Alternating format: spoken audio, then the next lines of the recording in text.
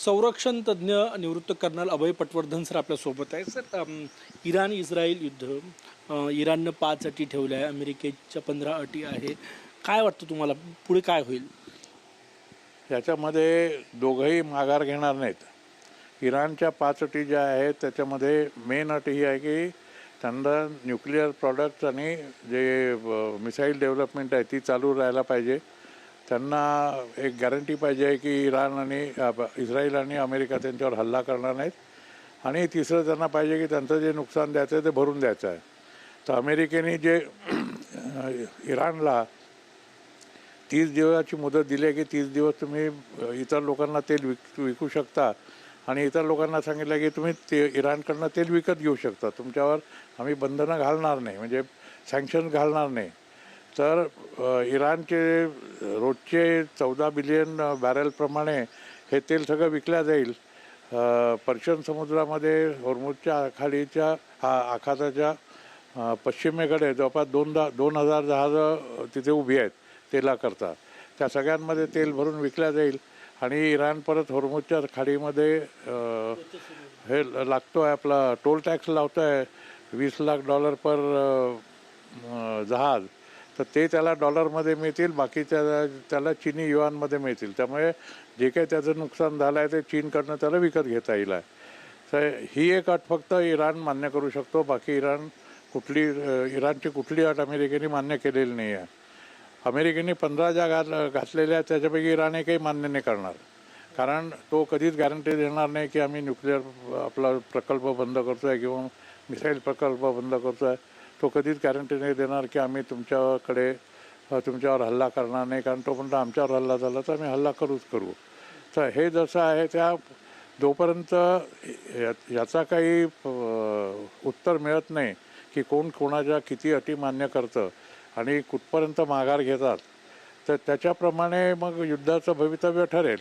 हे युद्धाचं भवितव्य आज ठरणार होतं, ते आता 6 एप्रिलवर गेलेलं आहे. अजून पुढे किती दूर जाईल हे सांगता येत नाही. मुदत आजची होती, अमेरिकेने जे वेळ दिला होता. अमेरिकेने आज वेळ दिलेला होता, पण काल ट्रम्पने अनाऊन्स केलं की त्याला 6 एप्रिलपर्यंत मुदतवाढ देण्यात आली आहे. 6 एप्रिलपर्यंत अमेरिका इराणवर हल्ले नाही करणार आणि इराण अमेरिकेवर हल्ले नाही करू. पण इस्रायल आणि इराण एकमेकांवर हल्ले करतात आहेत, कारण इस्रायलला त्यांचा अणुप्रकल्प पूर्णपणे नेस्तनाबूत करायचे आहेत. ते करतात आहेत आणि ते होईपर्यंत इस्रायल त्यांच्यावर हल्ला करतच राहणार आणि जोपर्यंत इस्रायल हल्ला करतो आहे तोपर्यंत इराण हल्ला करत राहणार. आता इराणने आपले हायपरसॉनिक मिसाईल काढल्यामुळे इस्रायलचं जास्त नुकसान व्हायला लागलेलं आहे. तर या रणनीतीला हे कसं उत्तर देतात, कारण अमेरिकेने त्यांना जवळपास 20,000 पॅट्रिऑटिक मिसाईल दिलेले आहेत. ते त्याच्याबद्दल अमेरिकेच्या पेंटागॉनमध्येच ऑलरेडी असंतोषाचं वातावरण निर्माण झालं आहे.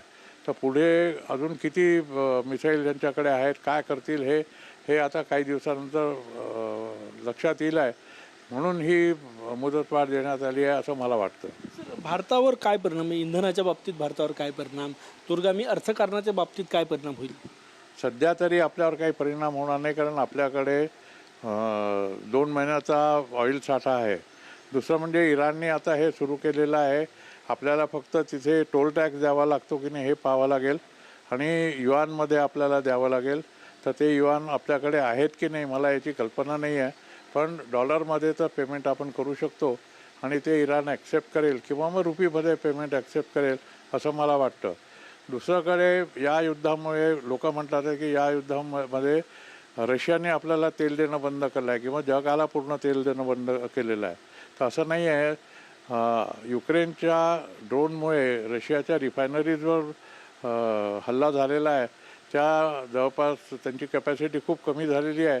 त्यामुळे या युद्धात युक्रेन रशिया युद्धात किती तेल लागेल याचं कॅल्क्युलेशन केल्यानंतर रशिया आपल्याला तेल विकेल आहे. तर ते तेल कितपत विकता येतं हे आता पुढे पाहावं लागेल. ते आजच्या आज काही होणार नाही, त्याला कमीत कमी 1 आठवडा तरी लागेल त्याचं पूर्णपणे मूल्यमापन करायकरता. शेवटचा प्रश्न, किती दिवस चालेल अंदाजे युद्ध? हे युद्ध 6 एप्रिलला संपू शकतं. हे युद्ध 2 महिने चालू शकतं. इराण म्हणतो आम्ही 6 महिने लढू शकतो, अमेरिका म्हणतं आम्ही लढू शकतो, इस्रायल म्हणतं आम्ही पण लढू शकतो. त्यामुळे तिघंही माघार घ्यायला तयार नाही आहे.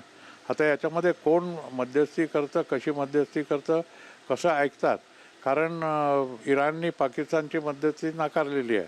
तर आता उरले फक्त टर्की उरलेला आहे आणि भारत जर गेला तर त्याचं उरलेलं आहे.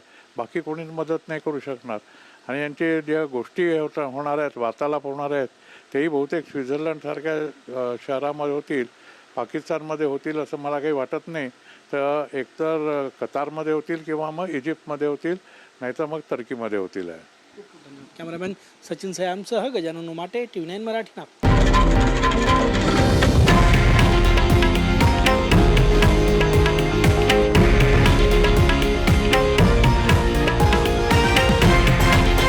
हे आहे देशातील नंबर 1 न्यूज नेटवर्क आणि आपण पाहत आहात TV9 मराठी, एकमेव.